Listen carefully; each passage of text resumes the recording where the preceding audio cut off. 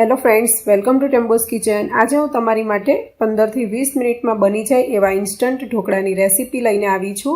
આ ઢોકળા એકદમ ફટાફટ બની જાય છે, સાથે સાથે ટેસ્ટમાં તો એકદમ સરસ છે અને પોચા રૂ જેવા અને એકદમ સોફ્ટ બને છે।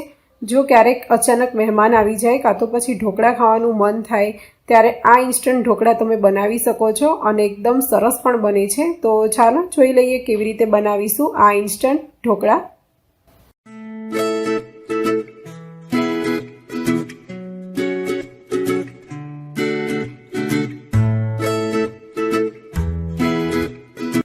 તો આ ઇન્સ્ટન્ટ ઢોકળા બનાવવા માટે આપણે સૌથી પહેલાં એનું ખીરું બનાવી લઈશું। તો ખીરું બનાવવા માટે મેં અહીંયા 1 કપ બેસન લીધો છે અને એની સાથે મેં અહીંયા 1 કપ સોજી લીધી છે। હવે આ બંનેને બરાબર મિક્સ કરી લઈશું। હવે આપણે એમાં 1 કપ દહીં લેવાનું છે। દહીં સેજ ખાટું હોય એ રીતનું લેવાનું। મેં અહીંયા ઘરનું બનાવેલું જ દહીં લીધું છે। હવે દહીં નાખીને આપણે બધું એકદમ સરસ રીતે મિક્સ કરી લેવાનું છે। હવે દહીં ઉમેર્યા પછી આપણે 1 કપ પાણી લેવાનું છે અને પાણી આપણે થોડું થોડું ઉમેરતા જઈશું અને ખીરું બનાવી લેવાનું છે।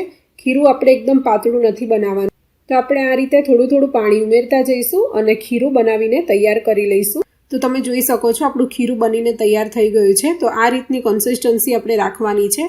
હવે આ ખીરાને આપણે લગભગ 15 થી 20 મિનિટ માટે રેસ્ટ આપવાનો છે। એ પછી આપણે આમાંથી ઢોકળા બનાવી લઈશું।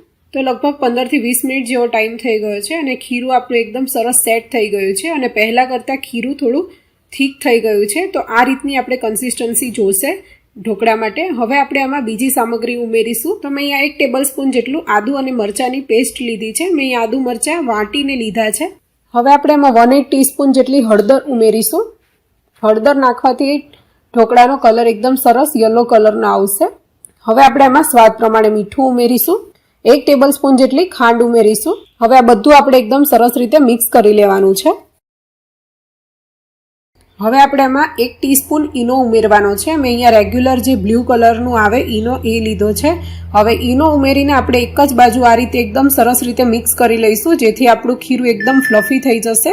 તો આપણે ઈનો ઉમેર્યા પછી આપણે ઢોકળાને તરત જ બાફવા મૂકી દેવાના છે।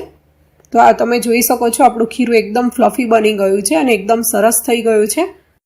તો ઢોકળા બનાવવા માટે મેં અહીંયા ઢોકળાની જે પ્લેટ આવે એ લઈ લીધી છે। તમારી પાસે ઢોકળિયાની પ્લેટ હોય તો એ પણ લઈ શકો છો। કોઈ પણ પ્લેટમાં તમે ઢોકળા બનાવી શકો છો। હવે આ પ્લેટને આપણે તેલથી ગ્રીસ કરી લઈશું અને ઢોકળાનું બેટર આમાં ઉમેરી દઈશું। તો ઢોકળા બનાવવા માટે મેં અહીંયા એક મોટું વાસણ લઈ લીધું હતું અને એમાં પાણી ગરમ કરવા મૂકી દીધું હતું। હવે આ ઢોકળાની પ્લેટને આપણે આમાં મૂકી દઈશું અને 15 થી 20 મિનિટ માટે મીડિયમ ટુ હાઈ ગેસની ફ્લેમ ઉપર આપણે એને બફાવા દેવાના છે। તો લગભગ 15 થી 20 મિનિટ જેવો ટાઈમ થઈ ગયો છે અને આપણા ઢોકળા એકદમ સરસ બફાઈ ગયા છે। તો આ રીતે આપણે ચપ્પુની મદદથી જોઈ લેવાનું, જો બિલકુલ પણ ચોંટે નહીં તો આપણા ઢોકળા એકદમ સરસ રીતે તૈયાર થઈ ગયા છે। હવે આપણે એના માટે વઘાર તૈયાર કરવાનો છે। વઘાર કરવા માટે અહીંયા વઘારિયામાં મેં 2 ટેબલ સ્પૂન જેટલું તેલ લીધું હતું। હવે આપણે એમાં રાઈ એડ કરવાની છે। તો મેં અહીંયા લગભગ 2 ટીસ્પૂન જેટલી રાઈ ઉમેરી છે। હવે મેં અહીંયા ચપટી જેટલી હિંગ ઉમેરી છે। થોડા લીમડાના પત્તા ઉમેરીશું અને થોડા મેં આવી રીતે સમારેલા મરચાં લીધા છે। આપણે ગેસ ઓફ કરી લઈશું અને આ વઘારને આપણે ઢોકળા ઉપર ઉમેરી દેવાના છે। તો આપણે આ રીતે ઢોકળા ઉપર બધો જ વઘાર એકદમ સરસ રીતે ફેલાવી દેવાનો છે।